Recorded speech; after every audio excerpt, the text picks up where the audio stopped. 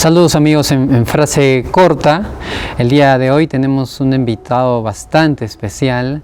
Está con nosotros el doctor Jorge Eslava, escritor, poeta, editor, docente, ¿no? Él es autor de más de 100 libros de literatura infantil, juvenil, ¿no? Y además ha ganado el premio Casa de la Literatura Peruana en el año 2022. Son muchas las prendas y las menciones del doctor. Doctor, muy buenas tardes, bienvenido a Arequipa, bienvenido a Frase Corta. Muchas gracias, Jorge, por esa invitación y encantado de estar en Arequipa y de colaborar en la feria del libro que se está organizando ahora en la Plaza Central, gracias a Isabel Rodríguez, hay que decirlo. Correcto. Yo quisiera empezar, ¿no?, relatándole brevemente una anécdota en mi condición de algún tiempo que fui librero, ¿no?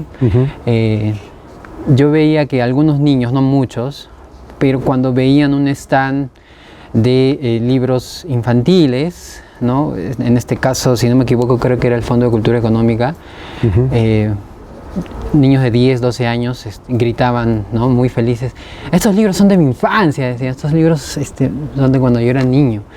Sin embargo, pues no es una realidad que incluye a todos los niños, ¿no? Entonces, en ese sentido, ¿cómo podríamos nosotros, ¿no?, desde la docencia que usted ha ejercido, el magisterio tanto tiempo, ¿no?, impulsar la lectura, ¿no?, de los más pequeños? De los más pequeños. Hablar de los más pequeños es inevitablemente hablar del hogar, de donde provienen. Y el hogar, por lo general, está constituido por papá, mamá, muebles, enseres, en fin, y libros ausentes. En los hogares del Perú, el libro es casi un ovni, un objeto no identificado. Lamentablemente es una realidad que es nuestra, ¿no?, y que tenemos que corregir. Muchas maestras y muchos maestros se desvelan y se angustian porque no consiguen que los chicos lean, y en realidad están luchando contra corriente, están nadando contra corriente, porque el docente se empeña en que el estudiante sea un buen estudiante, pero ese chico, esa niña, viene de un hogar donde existe muy poco diálogo, donde el libro es inexistente, donde en la casa papá y mamá no conversan nunca de una buena película o de una obra de teatro, de modo que el vínculo que tiene el chico con la sociedad letrada es casi inexistente. Y eso complica la tarea del docente. Eso por un lado. Por otro lado, si yo he terminado escribiendo tantos libros para niños y jóvenes, se lo debo a mi práctica docente. Yo no imaginé que iba a dedicarme al magisterio, y menos aún que iba a terminar siendo durante un tiempo profesor de los primeros grados de primaria.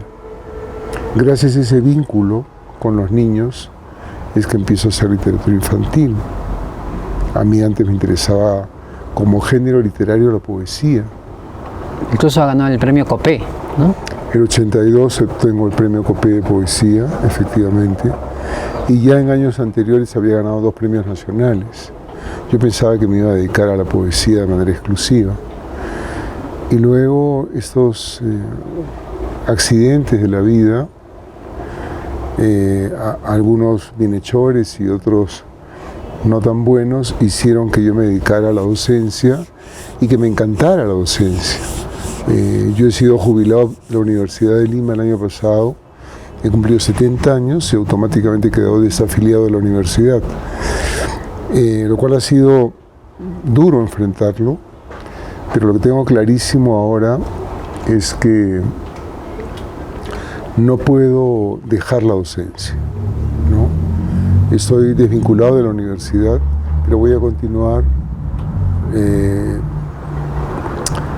peleándola, ¿no?, luchando como un buen jugador de fútbol del Melgar, como cuesta, digamos, ¿no? No dando ninguna pelota por perdida, ¿no? O sea, cuando tengo ocasión de enseñar, ahora mismo estoy dictando un curso para docentes, que es un gran sueño que tengo yo de colaborar con el magisterio, porque nuestro magisterio está muy golpeado, muy desprestigiado, muy mal pagado, muy subestimados por la sociedad y sin embargo son los agentes culturales por excelencia. En ese sentido, yo quería ahora traer a colación este concepto que usted ha mencionado en reiteradas ocasiones, ¿no? La pedagogía como perseverancia, como vocación, y el desarrollo de este eros pedagógico del que usted está hablando, justamente ahora, ¿no?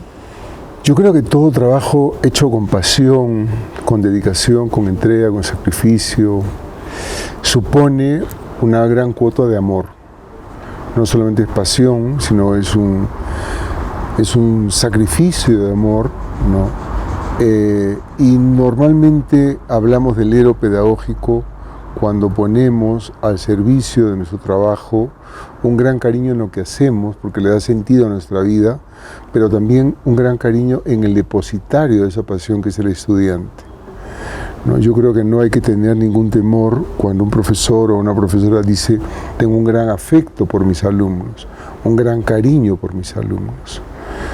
Hay algo de desapego en la labor docente que hace que tú lo mejor de ti se lo entregues a esa personita que se está formando, que es un cuerpo, ciertamente porque ocupa un espacio, pero además es un alma, principalmente es un alma, y es un alma que requiere atención, cariño, solidaridad e incluso muchas veces complicidad.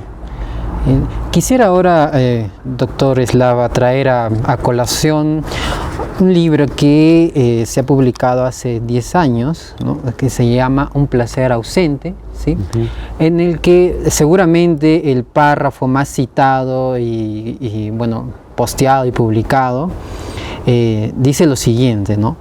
Abro cita: lo que importa ahora es insistir en la necesidad de que los docentes, a pesar del maltrato social y económico, comprendan que leer no es solo un ejercicio para incrementar el vocabulario y exhibir una mayor cultura general, sino un arma de resistencia contra la animalidad y una auténtica conquista humana, ¿no? ¿Podría, por favor, desarrollar más esta idea de combatir la animalidad, ¿no? La neurociencia ha desarrollado muchísimo. Lamentablemente en el país no se habla todavía de neurociencia. En las últimas 2 décadas ha tenido un papel muy destacado en Europa. Y la neurociencia nos ha descubierto que el ser humano nace con el cerebro capacitado para hablar. Nosotros hablamos por imitación. Tú no has ido a la escuela, ni yo tampoco, para que nos enseñen a hablar. Ciertamente hemos amplificado nuestro horizonte cultural, hemos incrementado nuestro vocabulario, pero el aprendizaje del idioma es casi natural en el ser humano y ha costado siglos conseguir esa disposición del cerebro gracias a su plasticidad, ¿no? Sin embargo, no nacemos preparados para escribir, nos cuesta mucho trabajo aprender a escribir. Lo más evidente que tenemos como para comprobar eso es que aprendemos a hablar al año, a los pocos meses ya empezamos a pronunciar nuestras primeras palabras, y sin embargo aprendemos a leer a los 5, 6, 7 años, y les cuesta sangre, sudor y lágrimas a los docentes y a los estudiantes. Y es algo que celebran los padres cuando el niño ha aprendido a leer, porque el cerebro humano no está preparado para esa práctica. Entonces, la lectura y la escritura son 2 fenómenos humanos por excelencia. Cuanto más entrenado está el niño o la niña en la práctica de la lectura, el cerebro, que es como una plastilina que se va moldeando, vamos siendo más humanizados, ¿no? La lectura nos permite ciertamente extender nuestro vocabulario, dilatar nuestro horizonte cultural, pero sobre todo nos enseña a colocarnos en el lugar del otro, a poder, a través de la imaginación, que es un fenómeno curioso en la existencia humana, No tenemos ninguna prueba de que los animales tengan imaginación. El ser humano dispone de imaginación y a través de la lectura tú puedes viajar a latitudes inesperadas, puedes colocarte en la posición de otra persona, en la situación de una persona que no eres tú, en otra época. Todo eso gracias a la lectura. Entonces hay un desarrollo de la inteligencia, ¿no?, que es evidente. La persona que más lee no solo termina siendo una persona más humana, más solidaria, más tolerante, sino, aunque no nos guste decirlo, más inteligente, justamente porque nos pone de cara frente a la condición humana. Ahora, he notado que, bueno, usted y en otras entrevistas, reitero, combate esta animalidad, ¿no?, al igual que pacíficamente. Giovanni Sartori, cuando dice que estamos sometidos, ¿no?, supeditados a la pantalla, ¿no? Entonces, ese es un nuevo reto. ¿O cuánto tiempo lleva ese reto? ¿Usted cree que se está ya venciendo el texto a la pantalla? Yo no me escandalizo. Me escandalizo con cualquier sometimiento, ¿no? Porque también estamos sometidos, por ejemplo, en este momento a una presidenta que tiene un índice de aprobación mínimo, y estamos sometidos a una serie de autoridades que nosotros reprobamos, censuramos, ¿no? No nos gustan nuestros padres de la patria, ¿no?, y menos nuestra autocalificada madre de la patria en este momento. Ese es un sometimiento. Como también estamos sometidos a algunos imperios, se habla de un colonialismo cultural, ¿no? Entonces yo estoy en contra de cualquier capacidad de sometimiento y creo que la lectura nos da la posibilidad de agitar una bandera de libertad. Tú, a medida que has leído más, te has sentido un ser más libre, ¿no? Y te sientes con una seguridad, o sea, te sientes mucho más, vamos a usar un verbo muy actual, empoderado, ¿no? Te hace respetar, respetas más a la gente, y eso es gracias a la lectura. La pantalla, yo creo que per se no es nefasta, sino el uso que se hace de ella. Ahora mismo me has mencionado que tú tienes una plataforma digital, estás apelando al uso de la tecnología, ¿no? Y es un buen uso de la tecnología. Entonces, incluso para ese buen uso de la tecnología necesitamos profesores capaces de conducir al estudiante por ese buen camino. La lectura depende de varios factores. Depende de la disponibilidad que haya de los libros, del acceso que haya de un niño al libro, porque pueden haber libros carísimos o libros que no tienes en el colegio y no hay ningún acceso, pero también necesitamos de un maestro guía, de alguien que conduzca, y esa es la labor del docente. El término educar etimológicamente proviene educare, que es conducir, ¿no? Hacer que la otra persona encuentre su camino. Esa es la labor principal de un docente, hacer que un estudiante, un niño o una niña encuentre un sentido en su propia vida. Usted ha manifestado que la lectura mejora nuestra convivencia con el mundo, ¿no? Y ha resaltado que, bueno, la lectura también nos permite recuperar la relación de fascinación y respeto con el lenguaje. Actualmente ya no hay respeto por el lenguaje, doctor. Hay un empobrecimiento evidente en los medios de comunicación, y vuelvo nuevamente a las autoridades, ¿no? Tú escuchas declarar a nuestras autoridades y no te parecen ejemplos de lectores, ¿no?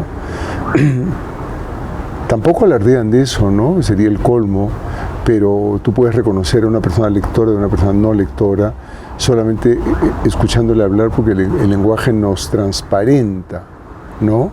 Una conversación contigo, tú te vas a llevar impresiones del entrevistado y terminada la entrevista yo me voy a llevar impresiones del entrevistador.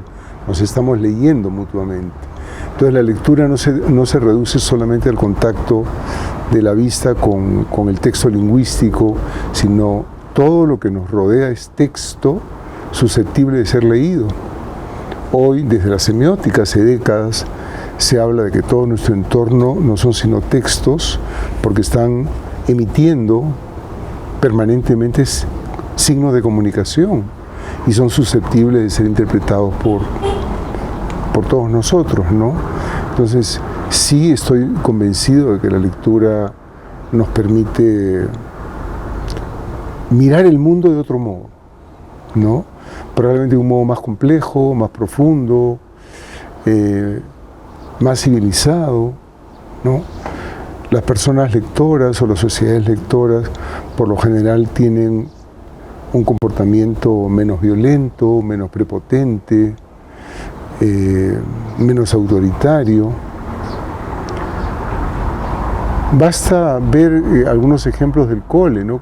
Cuanto más autoritario un profesor, es probablemente porque es menos capaz y necesita imponer su autoridad, ¿no?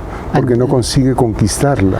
Es una relación, una analogía directa. Entonces, cuando un profesor está menos capacitado, tiende más a... Es como un Estado, cuanto menos capacitado está para persuadir y convencer, tiene que apelar a la dictadura.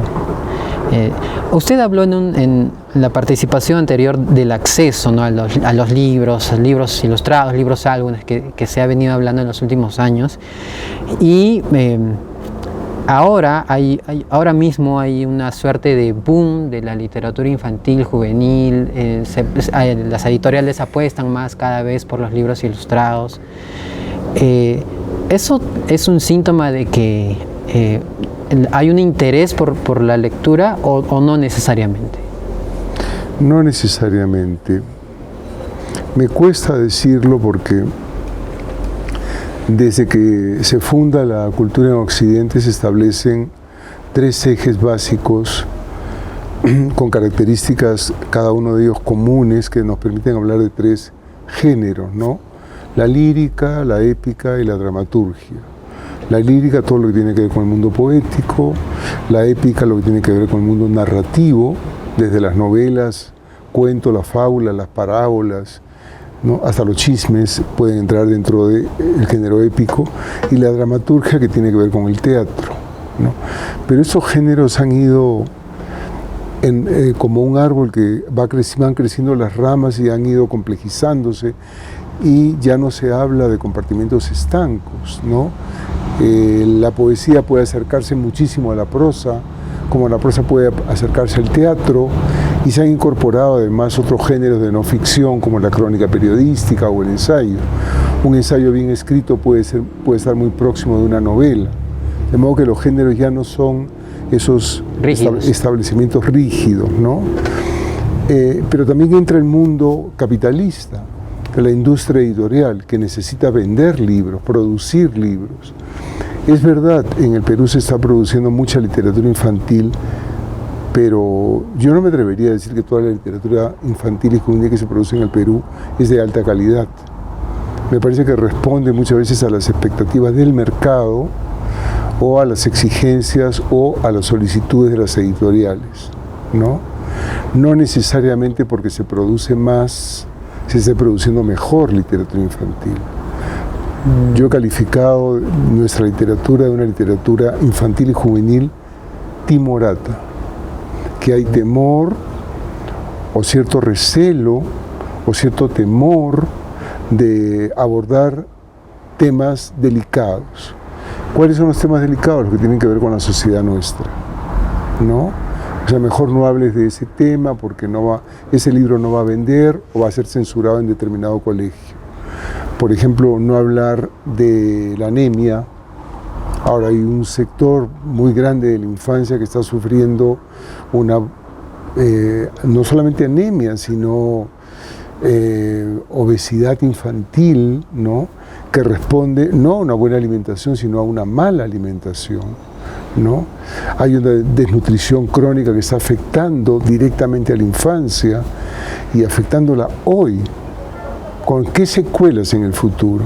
O sea, ¿qué sociedad vamos a tener en el futuro con una infancia alimentada como está siendo alimentada hoy? ¿Cómo es posible que en el Congreso hayamos tenido años durmiendo una ley en favor de una alimentación saludable. Tenemos que educar a nuestros niños para que se alimenten de manera sana, y tenemos que educar a nuestros niños para que hagan deporte. Una vez me hicieron una pregunta, un poco al desgaire. Un periodista me dijo: usted que tiene tantos años en la docencia, ¿cuál le parece que es el curso más importante en la básica regular? Y yo le dije: educación física. Y se rió, creyó que era una broma. Le dije: no, lo digo en serio, porque lo único que tenemos, nuestra única pertenencia, es nuestro cuerpo. Y si no cuidas tu cuerpo, ¿qué te va a acompañar a lo largo de los años? Incluso en ese sentido, algunos de sus textos ¿no? apelan a fenómenos coyunturales propios del Sí, del porque Perú. estamos viviendo en una sociedad en ebullición. Todos los días hay problemas, todos los días hay bullying, todos los días hay feminicidios, todos los días los chicos se alimentan mal. O sea, es un problema cotidiano que afecta a nuestra sociedad. Y yo como adolescente, ya quisiera, como anciano casi podría decir, es algo que yo sufro, porque es un legado que estamos dejando como sociedad a las generaciones que vienen, ¿no? Yo ahora recuerdo, ¿no? a algunos autores de libros infantiles, juveniles, del Reino Unido, Oliver Jeffers. Aquí en la región mismo hay una chilena, Paloma Valdivia. Por supuesto. En México está Juan Villoro, que escribió el libro Salvaje. Y Nostroza. Entonces, claro. Pero ellos tocan temas que justamente reinciden en lo que usted... Exactamente, porque son sociedades que están convencidas que la cultura está para anticipar las desgracias. O sea, el escritor o el creador en general es una especie de radar hipersensible que advierte los problemas de la sociedad y se anticipa mayores males. Entonces, hay que prestar oído al pintor, al escritor, al cineasta. Ahora está siendo censurado el cine peruano que aborda el tema del conflicto armado interno. Nos están advirtiendo que pueden venir cosas peores. Eso es lo que está haciendo ese cine al recuperar la memoria, ¿no? Nos alarmamos cuando surgió lo de Sendero Luminoso y no hemos tenido la responsabilidad de asumir un grado de culpabilidad en ese fenómeno. ¿Qué está pasando en la Amazonía hoy? Deforestación, trata de personas, tráfico de animales. O sea, el día que se levante la Amazonía, ¿nos vamos a sorprender? Seguramente no, porque se producirá un fenómeno igual o parecido o en mayor intensidad que el Baguazo del 2008, ¿no? Y es una manera, pues estás asistiendo a un país que se desangra y como artista no lo vas a decir. Justo ahora que usted ha tocado este tema controversial, ¿no? de la lucha por el relato histórico, ¿por qué los poderes se disputan la autoría del relato de la historia? ¿Por qué cree usted que pasa eso? Yo recuerdo que en los 60s, no sé si voy a contestar tu pregunta con esta respuesta, pero en los 60s hubo un libro que le cambió la mentalidad a los antropólogos y a los sociólogos que ya venían trabajando en ese sentido, ¿no? Que se llamó algo así como la historia desde los vencidos, ¿no? Porque la historia había sido contada por los triunfadores. O sea, la victoria le otorgaba la facultad a que esos vencedores contaran la historia, ¿no? Mi generación, yo hago la primaria en los años 60, estudiaba con libros de historia del Perú, escritos, producidos, impresos en España. ¿Qué historia del Perú me iban a contar? Una historia obviamente pro-hispanista, ¿no? Pero había que escuchar la historia desde el lugar de los que habían sido derrotados. Y es otra versión. Es como cuando a fines de los 60 surge la teología de la liberación. Existe una religión de los poderosos, pero también existe una religión desde la pobreza. Correcto, doctor. A ver, ya haciendo un viraje. No pareciera, después de hablar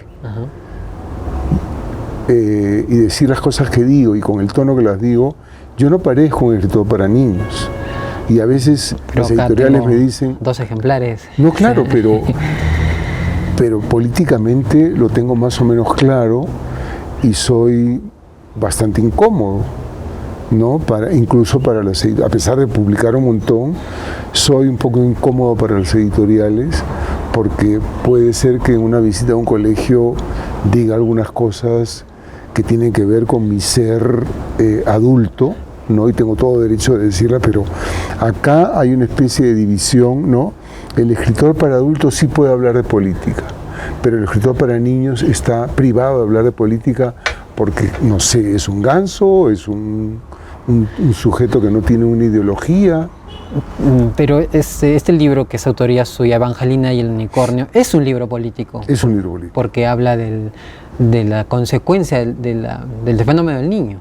De los desastres naturales. Mira, desde la apertura, ahora que lo he visto en la mesa y lo he cogido hace un momento, desde la dedicatoria. Mis dedicatorias son bastante reveladoras, ¿no? Y los epígrafes que uso. No se encuentra usted políticamente correcto en los tiempos actuales. Desde luego que no.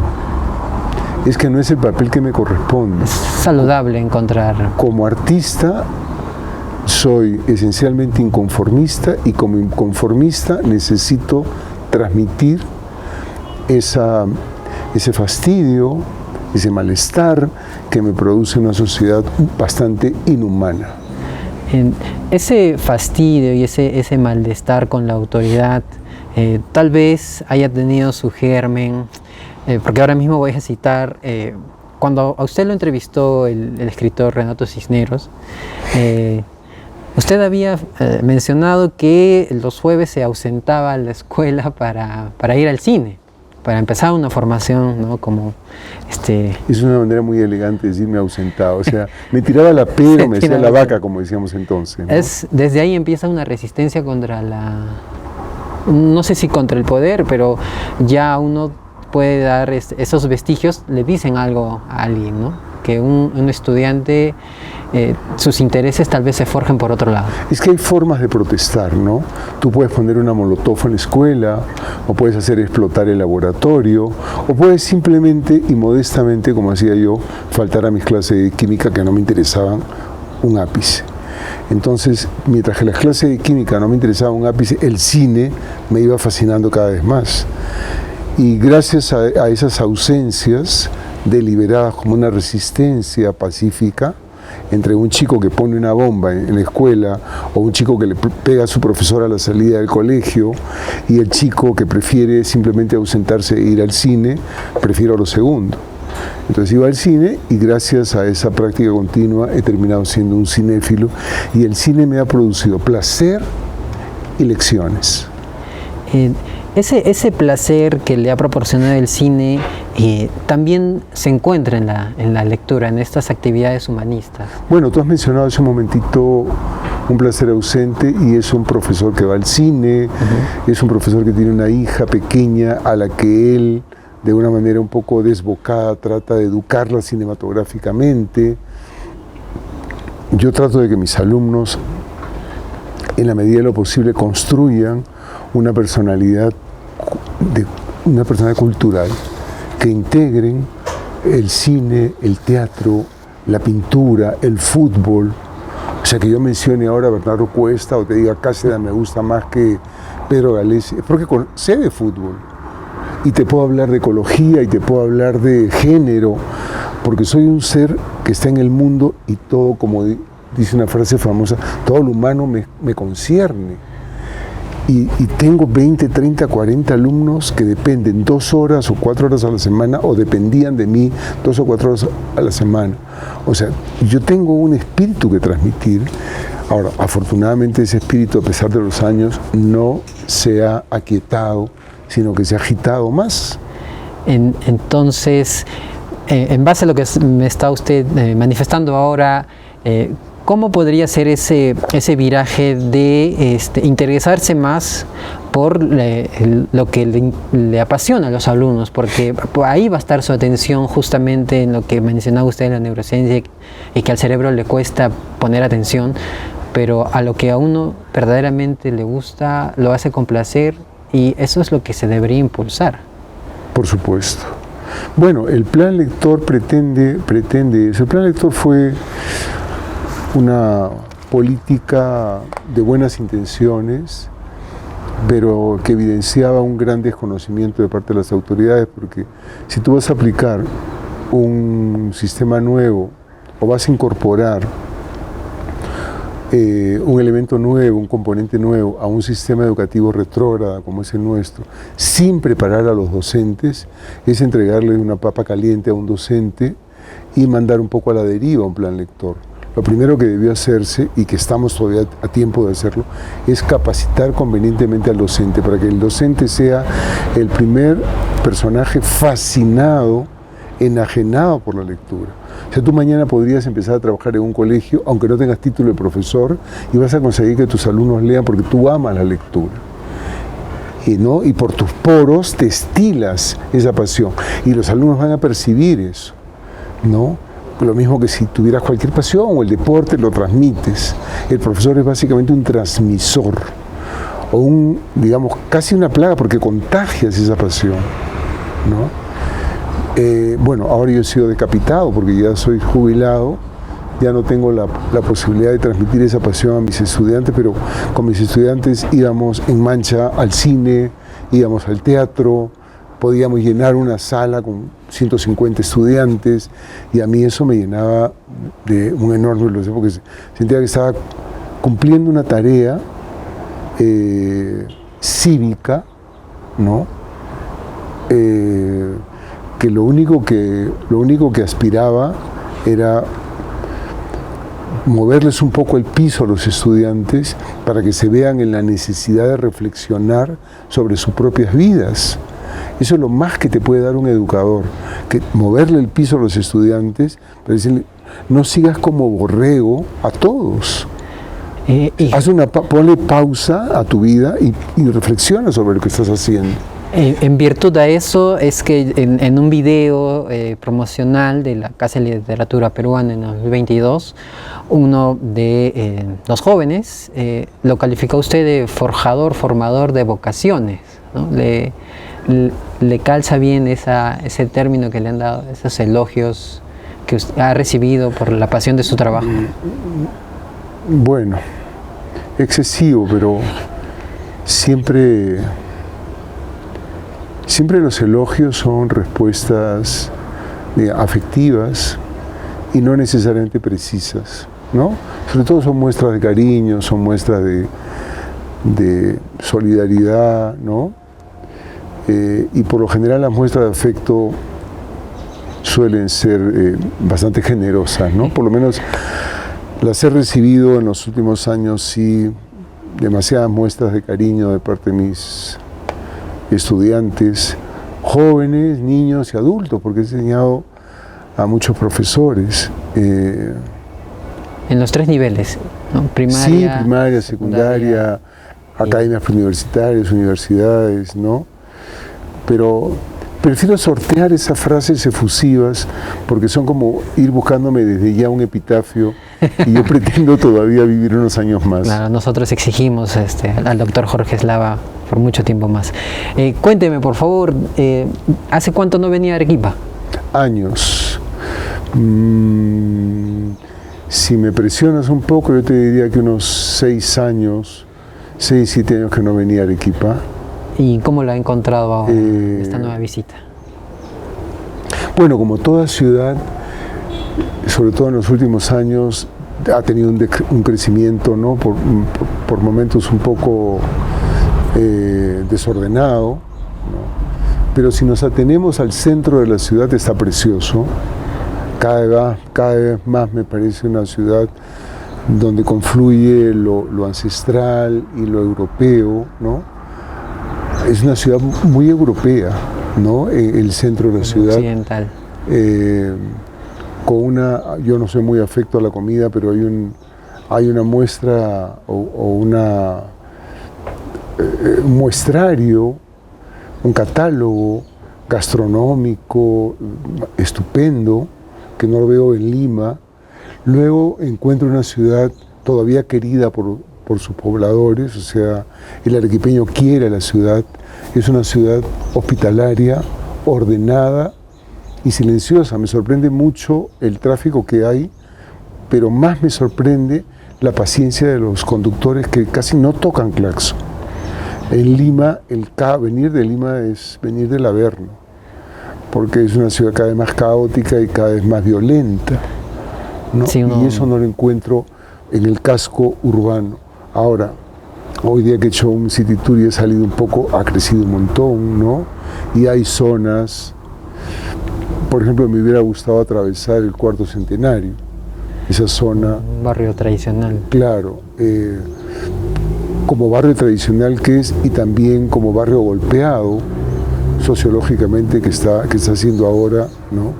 Entonces no tengo suficiente autoridad como para hablar de Arequipa como región, pero el centro de la ciudad me parece precioso, ¿no? Y se nota que es una ciudad querida por sus habitantes. Muchas gracias, doctor Eslava, por compartir este tiempo con nosotros. Esperamos sinceramente que no vuelvan a pasar otros 6 años para que nos visite. Parece que no. Parece que regreso este año, tal vez a dictar un taller. Quiero agradecer nuevamente la invitación del municipio y en particular de una gestora cultural como Isabel Rodríguez, que ha llevado adelante una feria. Y como toda feria, no es solamente un acopio de stand de venta de libros, sino hay numerosas actividades culturales, artísticas, y todo esto hecho con muy buen corazón y muy buen tino. En su próxima visita, que ya nos está diciendo que será este año, parece que sí. Seguramente lo volveremos a buscar para que con el mayor gusto pedirle unos minutos. Muchas gracias. Estas conversaciones desafiantes. Muchas gracias, doctor. Amigos, en frase corta, el doctor Jorge Eslava estuvo con nosotros en Arequipa. Hasta pronto.